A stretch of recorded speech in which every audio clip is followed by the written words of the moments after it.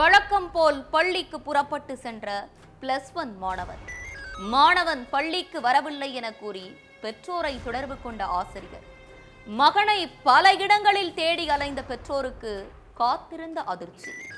16 வயது சிறுவனை கடத்தி சென்று பாலியல் தொல்லை கொடுத்த நண்பனின் தாய். சிறுவனை கடத்தி சென்று சித்திரவதை செய்த பெண் போலீசில் சிக்கியது எப்படி?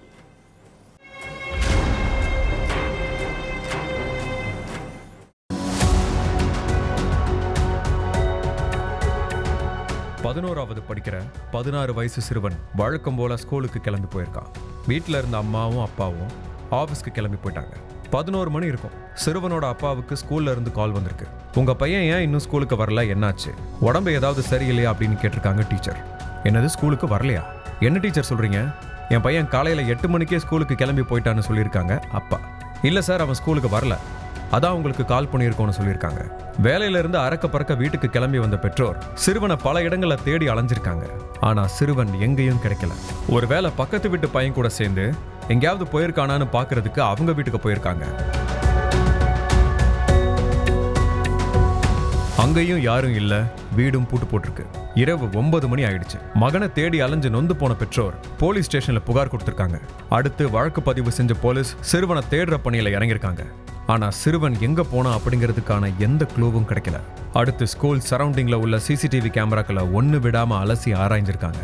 அப்போ ஸ்கூல்ல உள்ள ஒரு தெரு வழியா சிறுவன் நடந்துட்டு வர்றது பதிவாயிருந்திருக்கு. உடனே அங்க போன காவலர்கள் சிறுவனை மீட்டிருக்காங்க.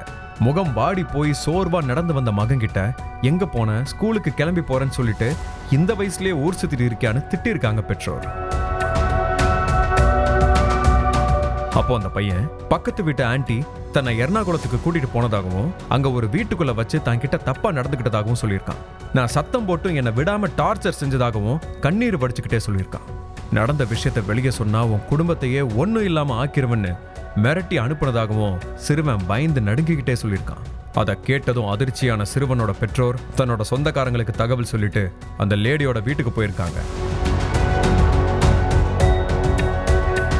இதுக்கிடையில அந்த லேடியோட வீட்டுக்கு போன போலீஸ் அவங்கள ஸ்டேஷனுக்கு அழைச்சிட்டு போய் விசாரணை பண்ணியிருக்காங்க. சார், சின்ன பையன் ஏதோ சொல்றான், அதை வச்சு என்கிட்ட வந்து விசாரணை பண்ணுவீங்களா?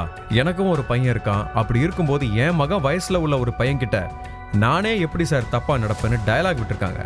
ஆனா அந்த டயலாக் எல்லாம் புருடான்னு கரெக்டா ஜட்ஜ் பண்ண போலீஸ் அவங்க பாணியில விசாரிச்சிருக்காங்க. அப்போ சமாளிக்க முடியாத அந்த லேடி வேற வழி இல்லாம உண்மையை ஒத்துக்கிட்டாங்க.